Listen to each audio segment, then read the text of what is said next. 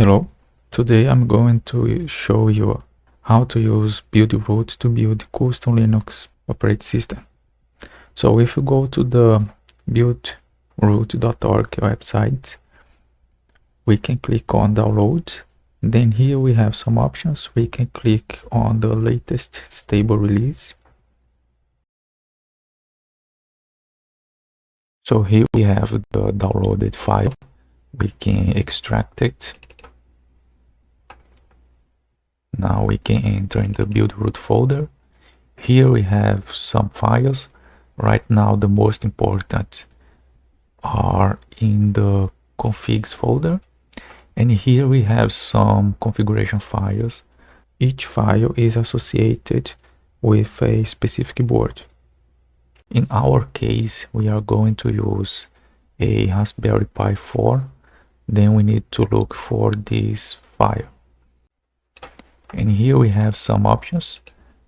We have option for Raspberry 0, 2, 3, and 4, 32 or 64-bit.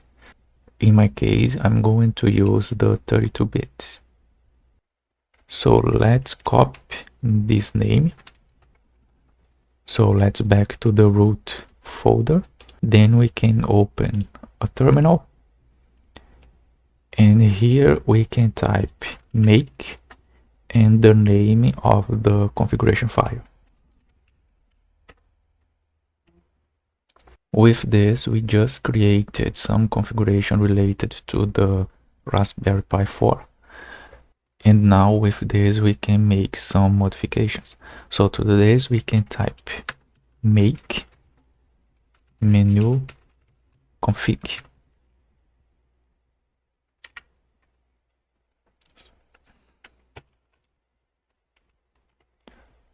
So here we have some options related to the target,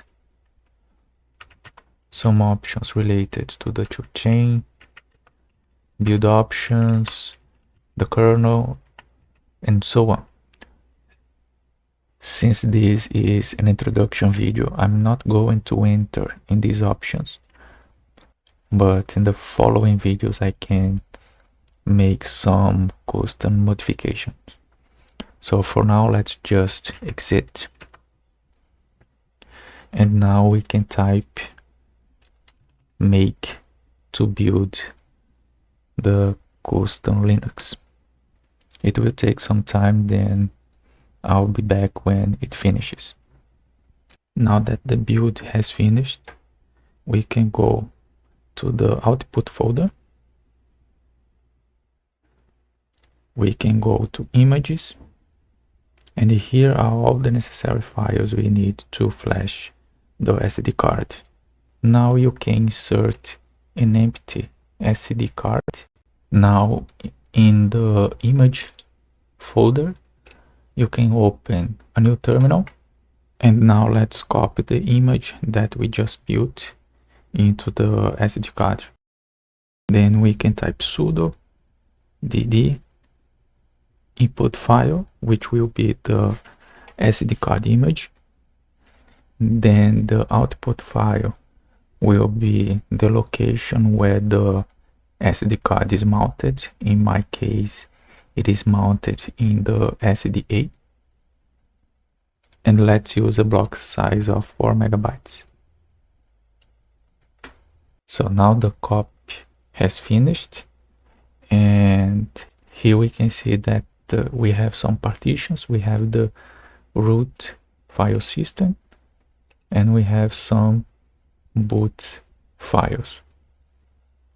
Now let's insert the SD card in the Raspberry.